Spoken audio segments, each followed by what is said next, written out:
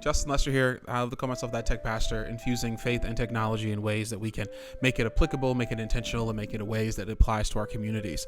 I'm a black pastor. I pastor some of God's favorite people, and one of the things I'm recognizing is trying to demystify and take away the sting of what artificial intelligence is and really actually give clarity to it, but also simultaneously prophetically engaging technology and artificial intelligence with black spaces. And so today I wanted to take some time and speak explicitly about the black church and artificial intelligence. If we don't train it, who will? Let's take some time to talk today. I'm that tech pastor. Let's have some fun talking AI.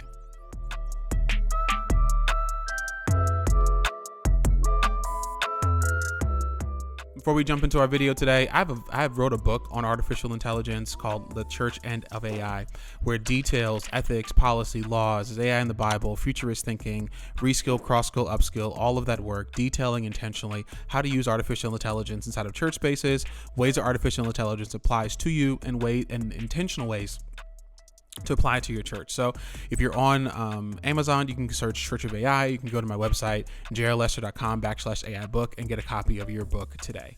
So today, I'm calling for the black church to step into a new kind of ministry, and I really want you to think about this today. If the black church doesn't train AI, then who will? Technology is neutral, and if we aren't a part of the conversation, what I'm realizing is that somebody else is setting the rules. Today, I want to talk about the urgency of tech leadership, my personal journey with tech leadership, why it's important for us to invest in digital futures, and then have a digital altar call, if you will, and really actually call us on the table to the carpet and give us practical ways as black leaders to engage artificial intelligence, importantly in our context. So let's first talk about the urgency of tech leadership. If we get real for a second, AI is currently influencing everything from loan approvals to police surveillance. Studies have shown that facial recognition tools misidentify black women 35% of the time, and while they work fine for white men, it's not just a glitch. AI is a reflection of biases that are built right into the code. So what if I told you the next civil rights battle isn't happening on the street, but it's in code? Black people have spent generations leading movements for justice. We taught America how to pray, how to protest, how to persevere. But when it comes to AI, too many of our churches are silent. And that silence, that's permission. It's complicity. Algorithms already decide who gets approved for a loan, who gets hired, even who gets watched by police. And too often the results are extremely biased because no one that looked like us is helping shape the system. And I think it has to change. It's time to move from consumers of technology to architects of justice, to bring the black prophetic tradition into tech spaces where our people's lives are being coded without consent, without care, but most of all, without Christ. So I'm not telling you to go hire a software engineer next week for your church, but I am saying we can't afford to wait. I think we have to teach this and preach this and build towards it, because if the black church does not show up in the AI space, the people who never valued us will continue to design systems that don't see us. And I promise you, they're not going to wait for us to catch up. So I'm asking, are we going to lead or are we going to be left out? We've always been on the front lines of justice, from hush harbors to where ancestors worship in secret, to the airwaves of black radio pioneers, to the black church has always been the heart to me of innovation and resistance. But today I think we face a different type of frontier, where our voices are being coded into digital systems that shape our lives. So when I say, if the black church doesn't train AI, who will?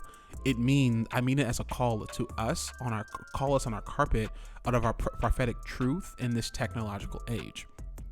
So I'll give you my personal journey. So why does this matter to me and where do I fit in this? So those of you who've been following me for a while know that this is not the first time I've been talking about this. I've been talking about integrating technology into ministry since the early 2000s, and Facebook and Black Planet and MySpace, right? I wasn't always the techie I am today, like deeply entrenched, but I always had a call for merging forms of communication in new age media with people. And one of the ways I did it was gamification.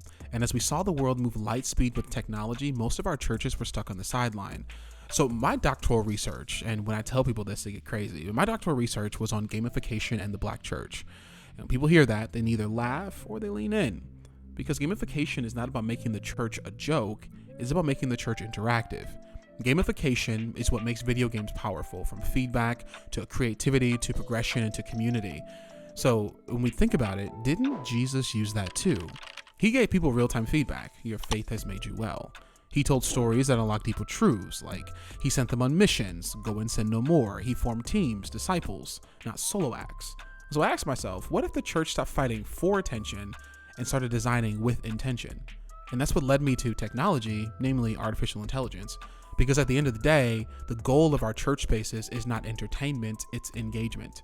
Deep, intentional, spiritual, joyful engagement. That's some things I apply to my own context. I think ways that we can engage further where people will lean in and participate, because the church doesn't need more gimmicks. We need creativity. Gamification is just one way we reflect it, and we are part of telling the story. So let's play church. Let's engage with how we can spark real engagement. And that's using real-time sermon polls. That's interactive Bible challenges. That's even using your app, not just as a place for the announcements, but to encourage discipleship. This is not a season of cool gadgets. It's about reclaiming technology for the kingdom and making sure our community isn't left behind. If artificial intelligence is just simply decentralized human intelligence, taking the human brain and placing it into something else, we need to make sure that brain is centered on Jesus. Because our tech experiments are not perfect, but every trial always teaches us something. And every step we take is a testament to our ability to innovate as God's people. So let's talk about our resources. How do we invest in a digital future, right? Because we look at the church budget. And if you're a pastor, you listen to me saying, Pastor Justin, cool, but how much does this cost? Well, the same way that we're budgeting for building maintenance and choir robes and the same old ministries that don't work any longer, we're sending a message of what's important. Your money tells you what's important. Is digital innovation important to you? Is it mission critical? Because if we invest in all these other tools, I think we also need to invest in digital tools, whether that's coding classes for youth, creating digital hush harbors for safe online worship, investing in tech workshops at your church. Are you budgeting the future?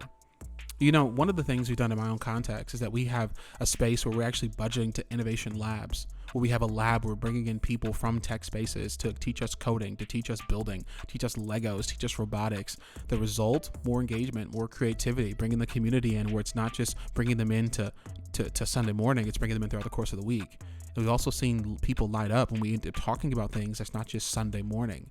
I've challenged my staff that innovation is not an option, innovation is a requirement. To build our own stuff, design our own stuff, to build our own ways, and to also engage with their personal lives, to then bring those to the church. That's cross-skilling. So here's my altar call. Here's my digital altar call, if you will. I think we're at a crossroads. History shows us that when we innovate, we change the world. So this isn't about technology as much as it's about leading with technology. The Black church has always been a beacon of hope and a force for change. Now we need to bring that same bold spirit to AI and digital innovation. In Acts chapter 17, Paul walks through Athens and sees the idols, but he doesn't run from them. He studied them.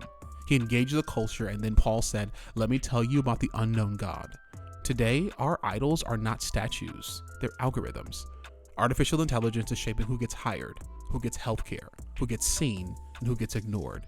And just like Athens, people are bowing to these systems without question. They say it's neutral, objective, just data, but let me tell you something, there's no such thing as neutral technology. Every algorithm has a value system baked into it.